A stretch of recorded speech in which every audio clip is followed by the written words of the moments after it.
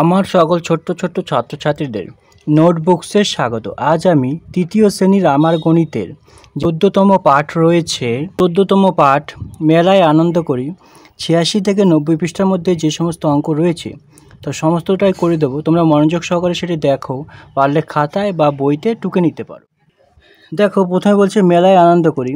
রিতার আজ খুব মজা, সে আজ বন্ধুদের সাথে মেলায় যাবে। তার বাড়ি বর্ধমান জেলার আমাদপুর গ্রামে। তার বাবা তাকে ৫০ টাকার নোট দিয়েছে, তার টাকাটা খুচরো করার দরকার। কীরকম খুচরো দরকার?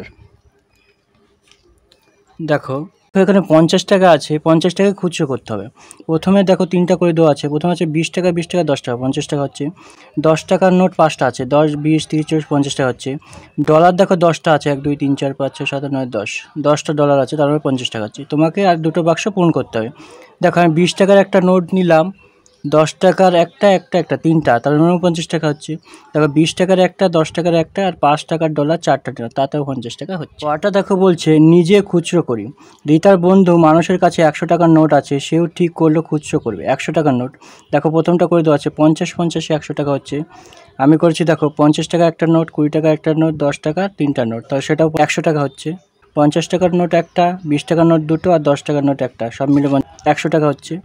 ২০ টাকার নোট ৫টা করা হয়েছে, তাতে ১০০ টাকা হচ্ছে। দেখো এই অঙ্কটা করে দেওয়া আছে। আমরা দ্বিতীয় অঙ্কে যাব। এখানে বলছে মানব ১০ টাকা ৫০ পয়সার বাদাম, ২৫ টাকা ৫০ পয়সা চীনামাটি রবীন্দ্রনাথ ঠাকুর ও ১২ টাকা ৫০ পয়সা দামের একটা বাঁশি কিনলেন। মানুষের মোট কত খরচ হয়েছে? তাহলে ১০ টাকা ৫০ পয়সা, ২৫ টাকা ৫০ পয়সা, ১২ টাকা ৫০ পয়সা। টোটালে দেখো যোগ করে ১৫০ করে দেওয়া আছে, আর এখানে যোগ করে ৫ আর ২ ৭ আর ৪ ৪৭। এই ১৫০ টাকা ১৫০ পয়সার মধ্যে ১০০ পয়সা অর্থাৎ ১ টাকা আমরা এই সাইডে নিয়ে আসবো। ৪৭কে ৪৮ করে নেব আর ৫০ করে নেব। পরে দেখো বলছে বাড়ি ফেরার সময় ওরা দুজনে নাগরদোলায় চড়েছে, প্রত্যেকে ৮ টাকা করে লেগেছে। তাই দুজনে মোট ৮ টাকা করে দুজন, তাহলে ৮ গুণ ২, তাহলে ৮ দুগুণে ১৬। পরটা বলছে বাবা বাজারে গিয়ে ৫০ টাকা ৫০ পয়সার মাছ, ২০ টাকার আলু, ২০ টাকা ৫০ পয়সার কাঁচা আনাজ কিনতে হবে। আমি হিসাব করে দেখি বাবা কত টাকা খরচ করেছে। তা মাছ কিনেছে ৫০ টাকা ৫০ পয়সার, আলু কিনেছে ২০ টাকা, এখানে নাই, তাহলে আমি শূন্য বসিয়ে দেবো। কাঁচা আনাজ ২০ টাকা ৫০ পয়সা। টোটালে যোগ করি, দেখো ৫০ ৫০-এ ১০০ হচ্ছে, ৫০, ৬০, ৭০, ৮০, ৯০, ৯০ হচ্ছে। তা দেখো এখানে এক্সট্রা একটা ঘর দেওয়া আছে, তাহলে ১০০ পয়সায় জানি আমরা ১ টাকা, তাহলে ১ টাকাকে ৯০-এর সাথে ১ যোগ করে দেবো, তাহলে ৯১ টাকা খরচ করেছি। পরেরটা বলছে দেখো ২ নম্বর, আমার কাছে ৮০ টাকা ৫০ পয়সা আছে, আমি ৩ টাকা ৫০ পয়সা, ১ টাকার পেন্সিল, ১২ টাকার খাতা কিনেছি। তাই বলছে আমি মোট খরচ করেছি কত? দেখো এটা করে দেওয়া আছে যে আমার কাছে আছে কত। তাহলে দেখো টোটালে ৮০ টাকা ৫০ পয়সা ছিল, ৮০ টাকা ৫০ পয়সা ছিল, তাহলে ৮০ টাকা ৫০ পয়সা এবং খরচ করেছে ১৫ টাকা ৫০ পয়সা, বাদ দিয়ে দেবো। তাহলে ৫০ ৫০ মিলে গেলো শূন্য, ৮০ থেকে, তাহলে ১০ শূন্য আছে আর নিচে ৫ আছে, তাহলে এখানে ১০ ধরবে। তাহলে ১০-এর থেকে ৫ বাদ দিলে ৫, হাতের ১, তাহলে এখানে ২ হয়ে যাবে। ৮-এর থেকে ২ বাদ দিলে ৬, একটা ঘর আছে, তাহলে এখানে ৬৫ লিখবে। দেখো ৩ নম্বর বলা হয়েছে গোপার দাদু গোপাকে ৪০ টাকা ৫০ পয়সা দিলেন। গোপার ৬০ টাকা ৫০ পয়সার ফুচকা, ৫ টাকা আলু কাবলি। এখন গোপার কাছে কত টাকা আছে? গোপার কাছে মোট খরচ হয়েছে কত? ফুচকা কিনেছে ৬০ টাকা ৫০ পয়সা, আলু কাবলি কিনেছে কত? ৫ টাকা কিনেছে। যোগ করে ২ ০ ০ ০ ৫ ০ ৫, ৭ আর ৫ ১২। তাহলে এখন গোপার কাছে কত? তাহলে দাদু কত দিয়েছিল? ৪০ টাকা ৫০ পয়সা, সেটা লিখবো পরে। আর খরচ করছে ১২ টাকা ৫০ পয়সা, তাহলে ০ ০ ০ ০, ৫-এ ৫ মিলে গেলে ০। এখানে ০ আছে ২, তাহলে উপরে ছোট রয়েছে, তাহলে এখানে ১০ ধরবো। ১০-এর থেকে ২ বাদ দিলে ৮, এই হাতের ১ ছিল, তাহলে এটা ৪-এর থেকে ২ বাদ দিলে হচ্ছে ২, তাহলে হচ্ছে ২৮ টাকা থাকবে। দেখো পরটা কি বলছে নিজের ইচ্ছা মতো জিনিস সাজাই।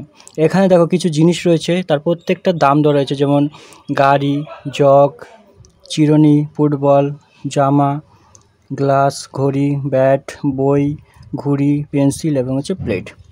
প্রত্যেকটা দেখো একটা নির্দিষ্ট দাম রয়েছে। তাহলে প্রথমটাতে দেখো কি আছে, বলছে থালা ও গ্লাস কিনলে খরচ কত। থালা কত ছিল? দেখো আমরা জানি থালা ২৫ টাকা ৫০ পয়সা, তাহলে ২৫ টাকা ৫০ পয়সা। গ্লাস কত ছিল? দেখো গ্লাস হচ্ছে ১০ টাকা, তাহলে এখানে ১০ টাকা লিখবো। তাহলে টোটাল যোগ করে দেবো ০, ৫, ৫ আছে ৩, তাহলে ৩৫ টাকা ৫০ পয়সা। পটা দেখো একটা ঘরে ফাঁকা আছে, এখানে আমরা ইচ্ছা মতো যে কোনো সংখ্যা তোমরা যে কোনো জিনিস তোমরা দিতে পারো। তাহলে আমি হচ্ছে গাড়ি দিয়েছি, এখানে ঘুড়ি। তাহলে গাড়ি কত টাকা ছিল? দেখো ২১ টাকা ৫০ পয়সা, তাহলে আমি ২১ টাকা ৫০ পয়সা দিলাম। আর ঘুড়ি ছিল কত? দেখো ঘড়ি, ঘড়ি হচ্ছে 120 টাকা 50 পয়সা। তাহলে এখানে 120 টাকা 50 পয়সা।